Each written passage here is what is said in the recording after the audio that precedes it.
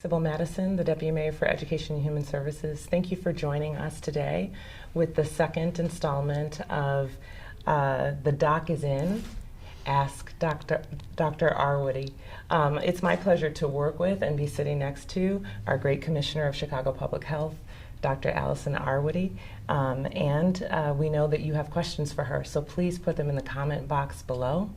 We're going to start right now and ask Dr. Arwady, can you give us an update on where we are with COVID-19 in Chicago? Sure. So we'll spend just the first few minutes every day giving some updates, and then we'll move into questions. So one piece of advice is, if you have not already done this, please go to the website chicago.gov/coronavirus. You will see from that very first page that there is data available, not just for what's happening worldwide, not just for what's happening in Illinois, but for what's happening in Chicago. So for example, as of March 16th, yesterday, there were 49 coronavirus cases that had been reported in Chicago residents. We pair that with the 105 that had been reported in Illinois residents, the nearly 3,500 in the US, and the nearly 170,000 that have been reported around the world.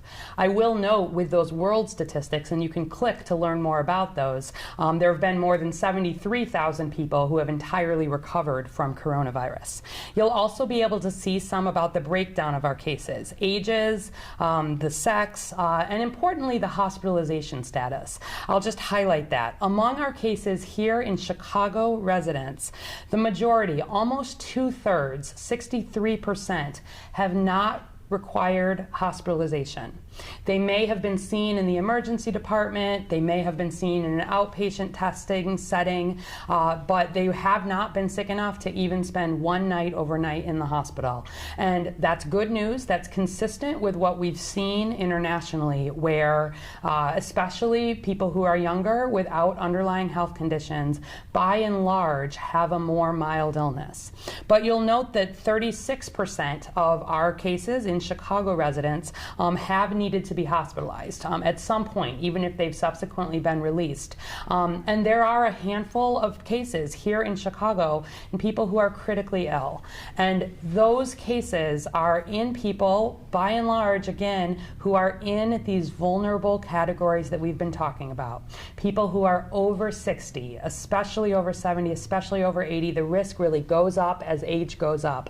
And people who have serious and just have underlying health conditions. Heart disease, lung disease, diabetes, immune problems. And so I want you to understand that our local data, again, is really reflecting what we've seen internationally and highlighting, again, the strong messaging we've been giving from the beginning, that we want vulnerable individuals home as much as possible, putting their health first.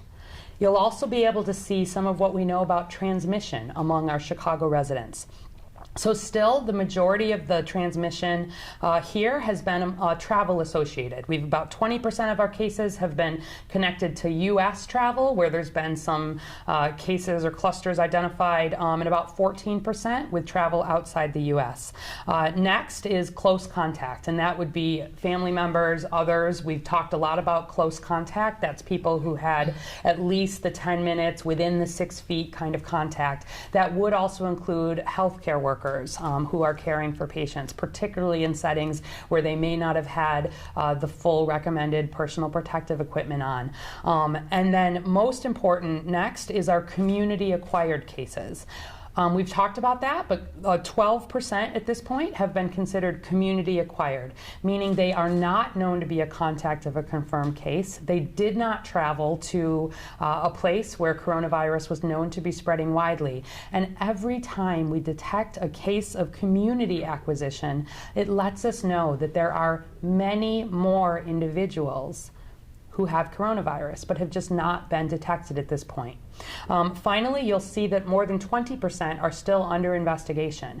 Every day as cases come in, the team at the Chicago Department of Public Health is working very hard to interview not just the cases, but their families, their contacts, to really understand where they've been and how we understand, and then reach out to contact people who may be at risk, who may need isolation or quarantine or testing. That is ongoing, and we we continue to do it. The point of the community acquisition, we made a big deal about that last Sunday when we made the announcement about the first case of community acquisition. When we do start to see that, it changes our risk. It makes it more important to really even more think about that you can't predict necessarily who may have coronavirus. So there's importance. This is why the messaging has been, if you do not need to be out for essential reasons, we'd like people limiting contact, the importance of cleaning hands, the importance of this social distancing. We also have on the website, I won't go into it today, but some of the graphs that we've been using here at the Chicago Department of Public Health, looking at national and international situations to make the recommendations for the social distancing. Closing or closing events, postponing events, really thinking about the school closures, thinking about the bars and restaurants, paring back services to essentials. We're doing that because, as you'll see on there, countries that did that more aggressively and early did have lower rise of cases. I expect we're going to see a lot more cases in the days to come because we are seeing a lot more testing. That's a good thing. Hospitals here in Chicago increasingly have their own testing stood up. Our commercial testing is available. The FDA approved just in the last couple of days the technology to allow a more rapid test where eventually we'll be able to have results back in hours instead of the day to few days that it's taking. But with all of that, we know that there are cases, many cases, of people who have coronavirus who have not been detected. We know that because of the community transmission and because the rate of increase that we've been seeing in our cases. So even though the number of cases may still seem relatively low, the guidance that we've been giving is based on where we project these numbers to go. The numbers themselves are less important than that slope. And so in the middle of this last week, where we started to see a doubling of cases every 2 days, in our pandemic planning, in the same way that the first case of community transmission is a trigger, that rapid rate of increase is another trigger for us. So again, we don't wait to detect hundreds of cases or thousands of cases. We need people taking this guidance seriously. So I think I'll just finish here by just noting that today is St. Patrick's Day. I love green. I wear green all the time. Today I wore just a little bit of muted green because today is not a day for celebrating. Today may be a day for wishing Happy St. Patrick's Day to your family. Or to people who are already, in where you're working in important situations. But it is not a day for getting together unnecessarily. I hope down the line we'll be able to have a much bigger St. Patrick's Day celebration, but that is not for today. We need people taking the guidance seriously, really limiting the movements that they're making to those that are essential, and for having a time of reflection at this point as opposed to celebration. And that's what I have for the update today. Thank you, Dr. Arwady. We're going to get into questions and answers with the doctor. As I mentioned, you can submit questions in the comment box below. You can also submit through Twitter using the hashtag AskDrArwady. So you mentioned the number of cases, and the numbers are going up. Yes. Should we be alarmed by that? So we fully expect these numbers to go up. There's no doubt that the numbers will go up, and probably significantly. The main reason for that is that the testing is coming online in a larger way than it has been. Chicago Department of Public Health has been testing all along. We've been doing these, we've been looking for cases more, so not just testing around contacts, but we've been doing some of this surveillance testing, which is how we've identified people who didn't even come in for coronavirus testing. We've been looking for people just coming in with influenza-like illness, and in a sample of those folks doing the testing so that we can identify that community transmission early and act on it appropriately. But we know there are many more cases, and so I fully expect us to have many more cases. That has nothing to do with the recent events of the day, people have by and large been taking these guidance seriously. But always in infectious disease outbreaks, where you are now is not, what is reported now. You need to look ahead. You use it to make the projections. And we are absolutely on the upward trajectory here in Chicago and here in Illinois, and I expect that we will be for some time to come. Okay. So those numbers are going to continue to go up? Those numbers will continue to go up. We'll continue to work to follow them. But, anybody who continues to think that coronavirus is not really here, it's here. Okay. Thank you. A lot of people are asking about the guidance. We heard that the guidance for gathering was 50 and now the number is 10. Can you explain that? Yes. So folks yesterday saw, likely, if you've been following closely, as I have, that the CDC put out a recommendation that all gatherings larger than 50 people be canceled for the next 8 weeks. And I know the governor echoed that in his remarks yesterday. I want people to know that those recommendations are actually based on science. We use, like I was mentioning earlier, we use some modeling to project based on the number of cases, both the ones that have been lab tested and the ones that we know are out there based on how the ones that are lab tested are moving. We use that to make projections about the likelihood of having people with coronavirus coming together. And so that 50 guidance is based on where we understand ourselves to be in this outbreak. And then later in the day, President Trump did make the announcement, among a number of other things, really asking people for the next 15 days to have limit, in particular, if you look at the guidance, social gatherings to no more than 10 people. I am absolutely in agreement with social gatherings, as in gatherings that people are having for fun, being small. This is not, though, about where people may need to come together, again, for essential reasons, for work, for other scenarios where there are important needs to keep society going. That 50 is where we are. Things may change. I want to be clear about it. It's been a fluid situation. But I agree with not bringing more than 10 people together for a social reason, particularly if they're not related. And from the beginning, we've been really emphasizing that vulnerable populations, right? These people who are older, these people with underlying conditions, we have not had no more than 10 of those folks together from the very beginning, and that remains very true. When people are coming together, we want to think about maintaining space. We want to be doing the hand hygiene, exactly.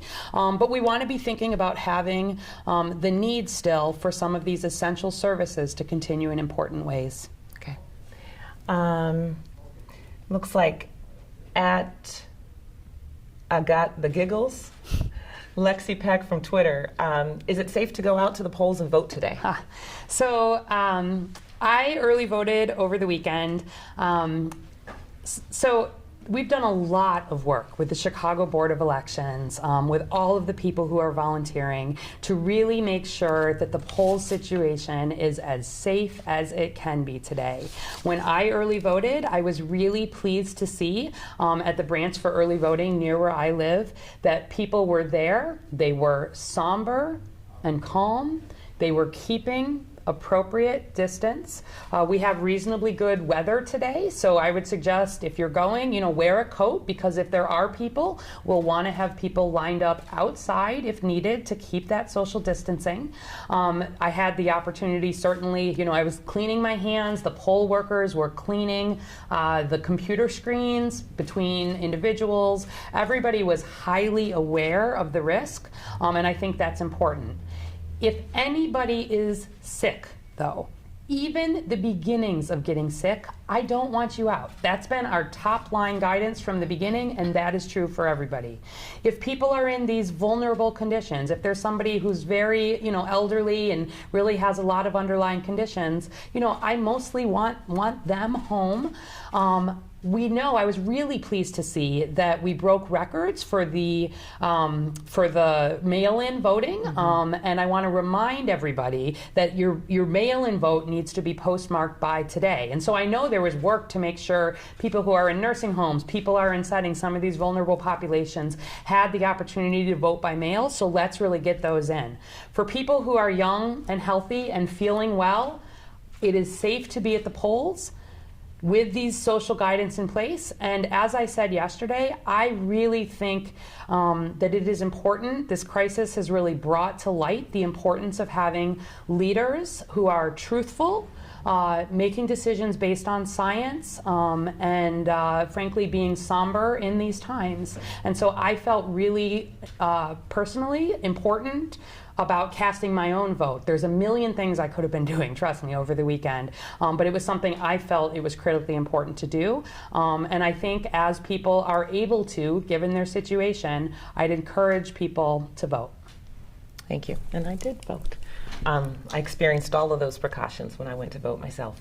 Martina Sheehan from Facebook asked, will Chicago Public Libraries be closed? Okay, so I know there have been a lot of questions and a lot of discussion about this.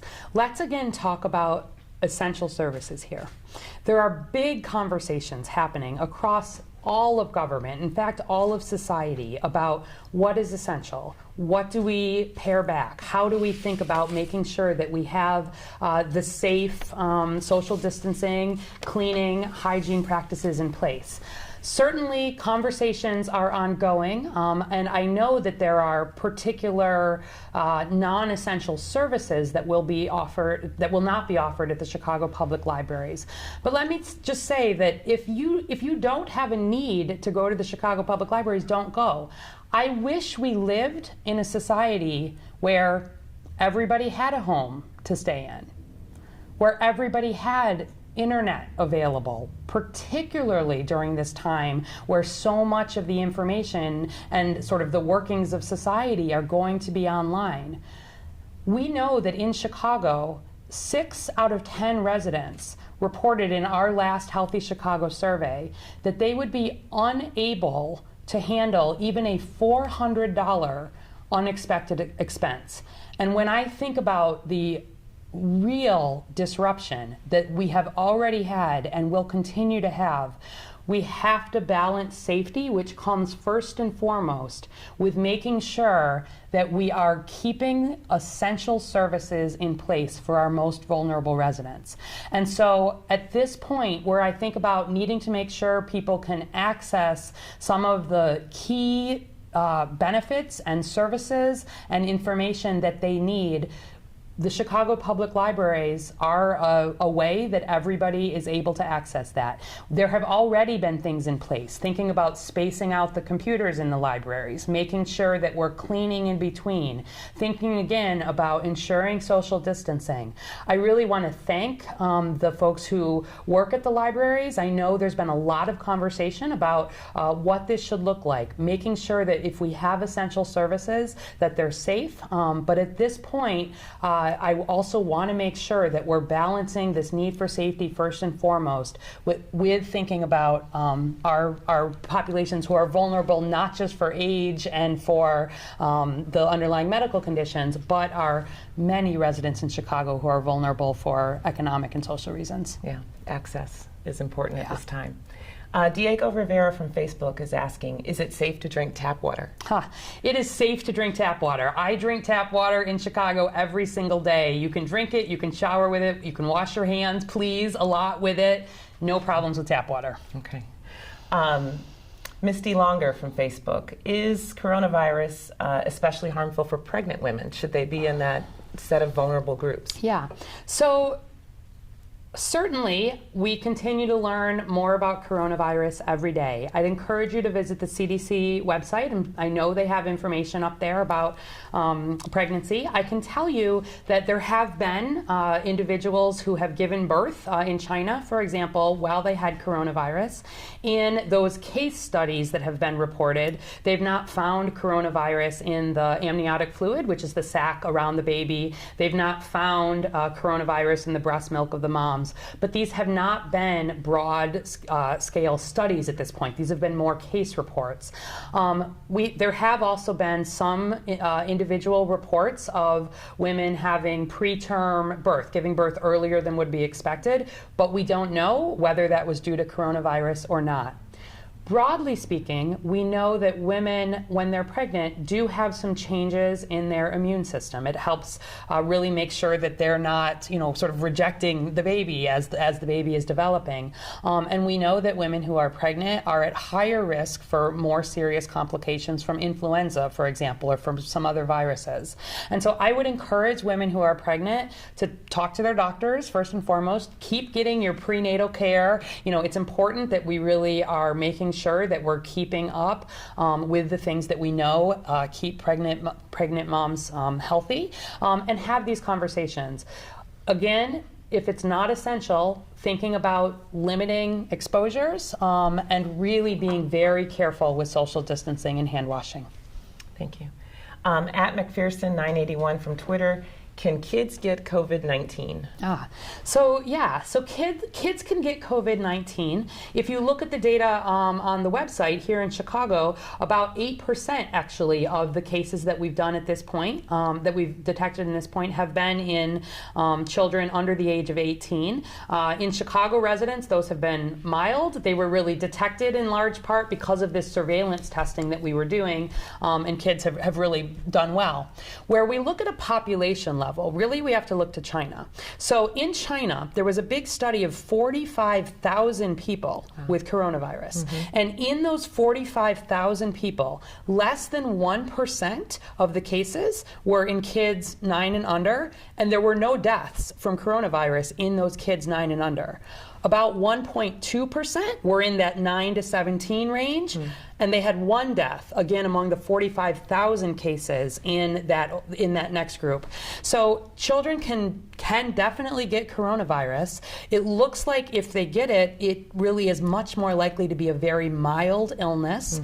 I think if there are children with these underlying medical conditions, we would have certainly more concern in that setting. But even there, one of the few bright pieces of news for coronavirus has been that children have not had the major, by and large, illness and the deaths as much as we've seen that so much among the older populations and the folks with the underlying illness. Okay. Jones Ashley 01 from Twitter. Are you encouraging workplaces to have their employees work from home? Yeah, so we've been encouraging employees to have their workers work from home since we've been talking about coronavirus, really thinking about how is that possible, what can that look like, how do I support that? If you don't need to have your workers physically at work, please work on figuring out ways for them to do their work from home. Just to give you a concrete example, at the Chicago Department of Public Health, we have some clinical spaces. So we've got healthcare workers, and really in a lot of ways, public health is also healthcare workers. So we've been working to have folks at work, recognizing that if we've got people who are having these underlying conditions, are older, are concerned, I want them home. But thinking that in our mental health clinics, for example, people who may be older and needing to stay home, we're figuring out, we're doing some telemedicine, and I've got those people figuring out how to make sure that they can continue to provide therapy via either the computer or via phone. And also our mental health folks are helping to call our coronavirus cases, right? And making sure that they're getting support and follow-up. So we're really thinking about what is essential, what can we do to have social distancing, what can we do to have people home while appropriate, while not just dropping services that are essential. Mental health care is so important at this time, and figuring out how to get that in a way that people can get access and building up that possibility, not face-to-face, while not dropping it entirely while that happens, is a good example of what that looks like. Yeah, so employers can be creative. Please. And there'll probably be some innovations that come out of this. We've seen amazing creativity and innovation from businesses, from healthcare settings, people really being thoughtful about how do we make sure essential services can continue in ways that really limit risk and protect our vulnerable populations, and always in every setting. Even the slightest thought that maybe you're starting to get sick, please stay home. Stay home. I start to feel sick, you will not see me out. That is the top line message. We increasingly are seeing that even in those very early stages, even maybe in people who are really quite well, they may not even be feeling that they're sick. There's some potential for virus transmission. And so that's part of why these aggressive things are in place, and really can't emphasize that point strongly enough. Okay. I think we have time for maybe one more question. At Oki from Twitter, is it, oh no, I'm sorry. Latoya Mayfield from Facebook, should I avoid public transportation? Oh, okay. So we've been having lots of conversations also, obviously, about public transportation. Public transportation is an essential service. Where you think about the need for our healthcare workers, the people who pick up the garbage, the people who make sure your water and your electricity are running, the people who keep our food supply chain going and the delivery workers, the home health aides who need to make sure that they're caring for folks at home. Those people need to be able to get to work. We have a lot of people here in Chicago who don't have cars, especially if you think about some of those folks who may be in more hourly wages. Mm-hmm. We've been having lots of conversations with CTA. On the trains, on the buses, they've stepped up cleaning in all sorts of important ways. I'd encourage people to think about social distancing there too. Keep the space, wash your hands before and after. If there's a crowded bus or train, wait for the next train. On the trains in particular, the doors open every few minutes. There's good airflow through there. It's not a situation that I have major concern for, but if you don't need to get on the train to go do something essential, stay off the train, right? This is really the balance. But I think it is critical that we keep our essential services running for everybody, and particularly our healthcare workers and the people who help support the vulnerable people in Chicago. And so in that setting, I really want to thank the CTA and everybody, again, who has been working hard to make sure that we're keeping those settings as safe as we can, and making sure that we're doing what we need to do to keep the spread of coronavirus down while keeping the support for the people in Chicago who need it up. Okay. Thank you, Dr. Arwady. Thank you. I think this is a wrap. Thank you for joining us today, and we want to continue to keep your comments and questions coming in. We're looking at them, and we'll pick some of those up tomorrow when we're back with Dr. Arwady. Thank you, Dr. Arwady, for your leadership, for your knowledge, your expertise, and we feel safe in not only your hands, but in the hands of all the people who are working at the Chicago Public Health Department. So thank you very much. Yeah, thanks. And I wish everybody a calm, quiet, reflection-filled St. Patrick's Day.